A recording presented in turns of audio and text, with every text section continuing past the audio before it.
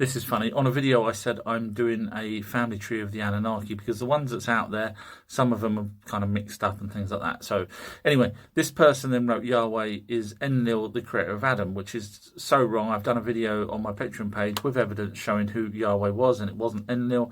In fact, Yahweh, the name, only is a few thousand years old compared to Adam, who would have been 100,000 years old, not Adamu, which I'm guessing is what you're referring to when you're saying the creator of Adam. You're actually getting two mixed up from Adam to Adamu. But and Adamu was over in South Africa 300,000 years ago. So anyway, either way, it wasn't Enlil, it was Enki that created the Adamu. So anyway, I asked for evidence from this person. And do you know what he done? He sent me one of those family trees that's online for the Anunnaki, which is the whole reason why I'm doing mine, because they get mixed up. And he's proved my point. So thank you. That's why people should look at my family tree of the Anunnaki. Morning star be the same being as Lucifer, whose name in Latin... I'd have a few problems with this because, one, Lucifer was only ever mentioned once, and that was in the 1978 New International Version.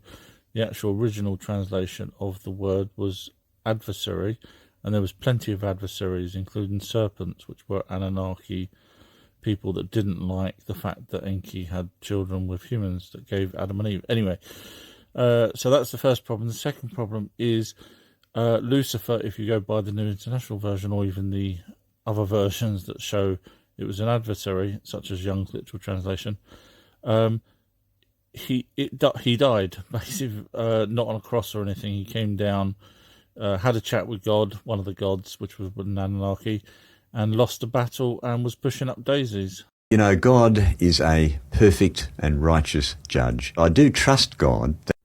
Gods have been proven to be the Anunnaki alien race called gods. Go to my website, scroll down to where it says click here on the homepage, and that's your evidence.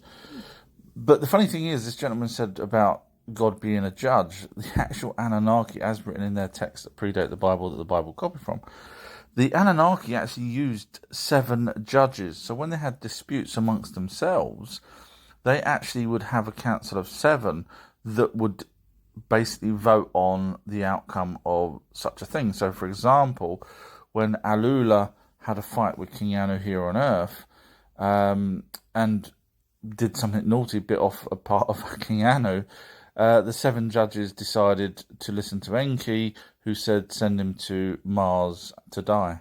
Fallen angels. This person's going to show us the evidence where the Anunnaki were fallen angels. Technically they were Gigis, but I'm not going to split hairs on that. So I know where the evidence is. You all know that I know where the evidence is. So I'm looking forward to seeing where this person shows me the evidence is.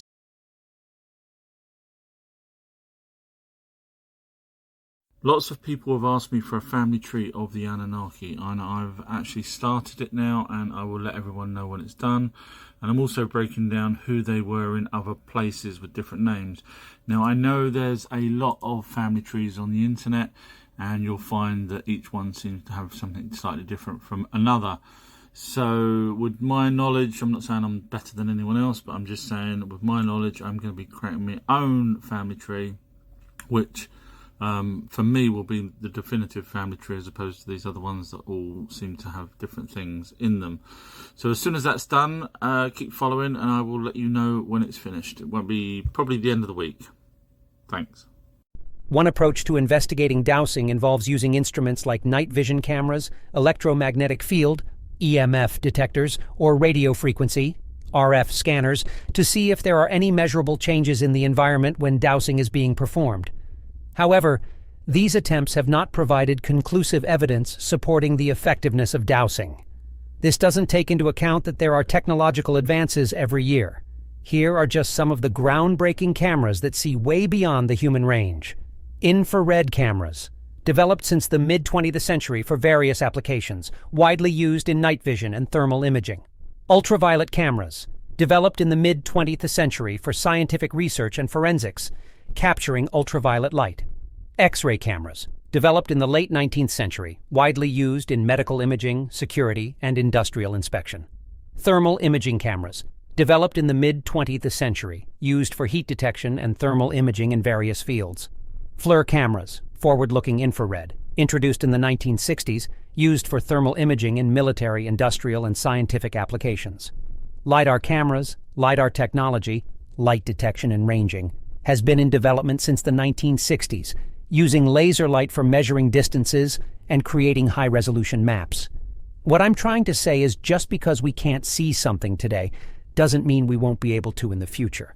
I know I've been mainly talking about the visual range for dowsing, but the same applies to all other senses we have, and technologies that cover other frequencies. They evolve every year. As it stands, we can't quantify dowsing using technology. That doesn't mean it's not real. We couldn't quantify how bats flew almost blind until we invented sonar. Maybe dowsing is done by spirit guides helping us? Like the way we use a spirit board or Ouija board, the spirit uses our own energy to help it move the glass around the board. Maybe dowsing is the same. Maybe we won't ever see or trace an effect because the spirit uses our qi and aura. Qi or qi, in traditional Chinese culture, qi or qi refers to the vital life force or energy that flows through living beings. It is an important concept in various Chinese martial arts, traditional Chinese medicine, and philosophy. Aura. An aura refers to the distinctive atmosphere or energy field that surrounds a person, place, or object. In metaphysical and spiritual contexts, it is believed that auras can reveal information about one's emotions, health, and spiritual state.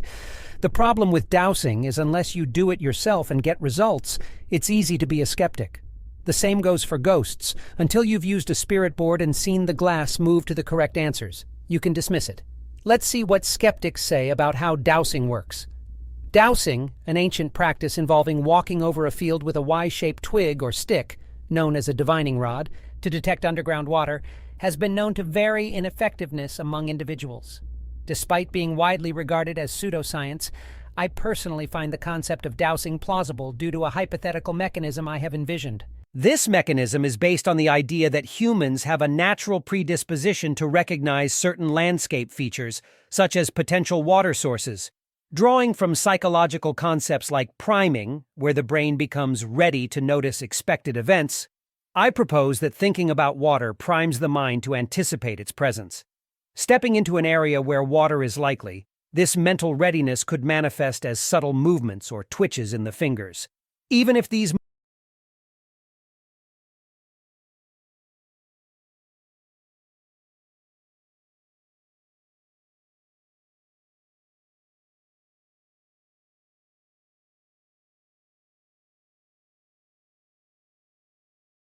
This person wrote, so you haven't checked out the DNA that was left on the Shroud of Turin. So, in other words, Jesus' DNA. In order to know that it was Jesus' DNA, you'd need a controlled sample of that. In other words, someone would need to go back in time, grab a sample of that, and then say that that was Jesus. Otherwise, it could be absolutely anybody's. Unfortunately, I know you want it to be Jesus, and then you also wrote, and also the Holy Grail, the blood that Jesus left. Again, if you could prove to me that it was Jesus's, and that still doesn't negate the fact that Jesus possibly was a real character. I've done the video on who Jesus' real father was. You won't be able to debunk it. It's on YouTube. You go watch it. No one will because it's got evidence. So when I'm saying about what I say, I'm not saying that Jesus wasn't a real character, even though he was a hybrid, Anunnaki. So that still means I'm right. Sorry.